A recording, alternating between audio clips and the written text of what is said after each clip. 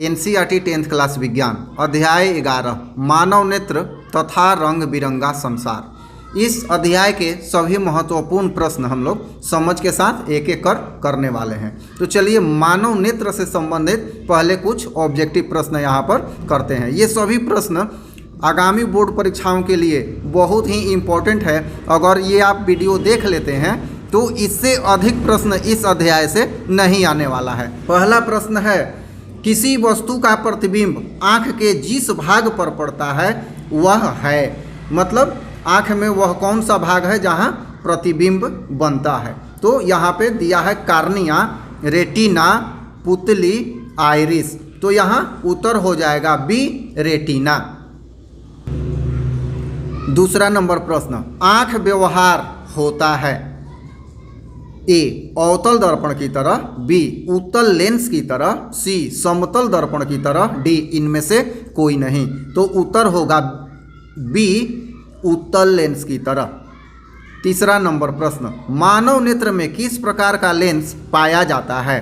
तो यहाँ जैसा कि ऊपर समझ चुके हैं यही बदल के प्रश्न आया है, उत्तल, अवतल, वलयाकार, इनमें से कोई नहीं। तो तीसरा का उत्तर हो जाएगा ए उत्तल।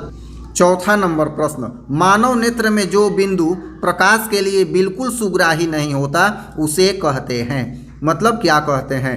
ए अंध बिंदु, बी पीत बिंदु, सी दूर बिंदु, डी निकट बिंदु। तो चौथा का सही उत्तर हो जाएगा ए अंध बिंदु। पांचवा नंबर प्रश्न, मानव नेत्र जिस भाग पर प्रतिबिंब बनाते हैं वह है। फिर वही प्रश्न है घुमा फिरा कर, ए कार्निया, बी परितारिका, सी पुतली, डी दृष्टि पटल। तो 5 का उत्तर हो जाएगा डी दृष्टि पटल। छठा नंबर प्रश्न, सामान्य नेत्र आँख की रेटिना पर बनने वाला प्रतिबिंब होता है। तो छठा का उत्तर हो जाएगा सी वास्तविक और उल्टा।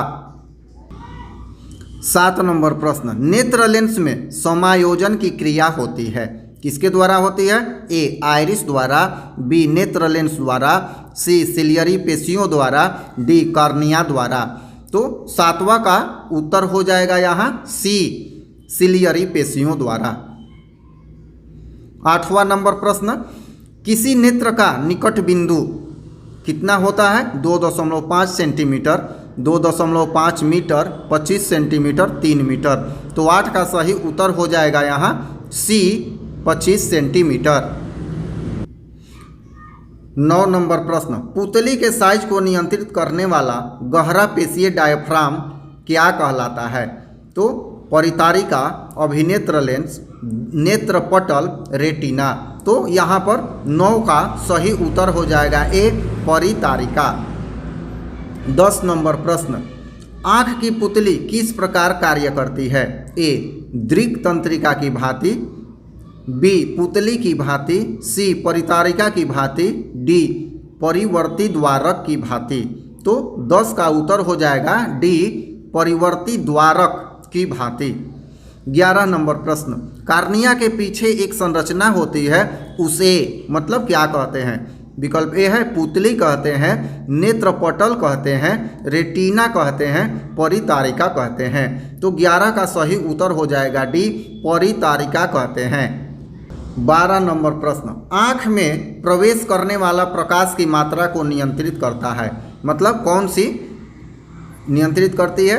ए परितारिका, बी पक्षमाभि पेशियाँ, सी पुतली, डी लेंस। तो 12 का सही उत्तर हो जाएगा परितारिका। 13 नंबर प्रश्न, नेत्र में प्रवेश करने वाले प्रकाश किरणों का अधिकांश अपवर्तन होता है, कहाँ से होता है। ए नेत्रोद अंतरपृष्ठ पर, बी अभिनेत्र के अंतरपृष्ठ पर, सी कार्निया के बाहरी पृष्ठ पर, डी इनमें से कोई नहीं। तो 13 का सही उत्तर हो जाएगा सी कार्निया के बाहरी पृष्ठ पर। 14 नंबर प्रश्न, नेत्र गोलक का व्यास लगभग होता है। एनसीईआरटी में दिया हुआ है, विकल्प है 4 सेंटीमीटर, बी है 2.3 सेंटीमीटर, सी है 3.2 सेंटीमीटर, डी है 3.8 सेंटीमीटर। तो 14 का सही उत्तर हो जाएगा बी 2.3 सेंटीमीटर। 15 नंबर प्रश्न, जब प्रकाश अत्यंत चमकीला होता है तो पुतली बन जाती है। ए बड़ी, सामान्य रहती है, छोटी बन जाती है, इनमें से कोई नहीं। 15 का उत्तर होगा सी, छोटी बन जाती है। देखिए पुतली का काम ही यही है कि जब प्रकाश कम आए तो धीरे धीरे बड़ी हो जाए और ज़्यादा आए तो धीरे धीरे छोटी बन जाए। ये आँख में टॉर्च जला के आप स्पष्ट देख सकते हैं। 16 नंबर प्रश्न, मंद प्रकाश में किसकी शिथिलता से पुतली पूर्णतः फैल जाती है।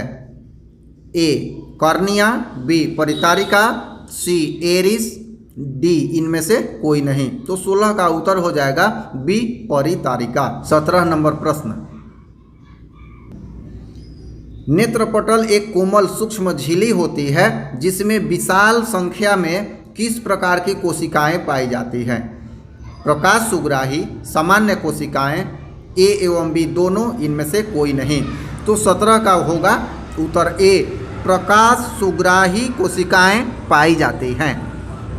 18 नंबर प्रश्न, जब नज़दीक की वस्तु को देखते हैं तो पक्षमावी पेशियां सिकुड़ जाती हैं और नेत्र का आकार हो जाता है, अर्थात कैसा। तो लंबा, पतला, गोल, इनमें से कोई नहीं। 18 का सही उत्तर हो जाएगा सी, नेत्र का आकार गोल हो जाता है। 19 नंबर प्रश्न, नेत्र गोलक के गोल होने पर देख पाते हैं।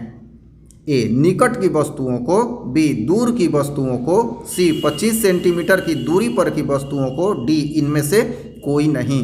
तो 19 का सही उत्तर हो जाएगा ए, निकट की वस्तुओं को।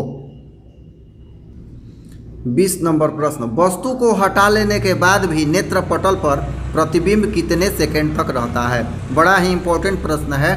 1/10 सेकेंड, 1/20 सेकेंड, 1/16 सेकेंड, 1/5 सेकेंड। तो यहाँ पर सही उत्तर हो जाएगा 20 का ए, 1/10 सेकेंड तक। ऐसा है कि आप बहुत लोगों ने इसका आंसर किया होगा और कमेंट अथवा चैट में आप अपना महत्वपूर्ण उत्तर भी प्रस्तुत किए होंगे। धन्यवाद।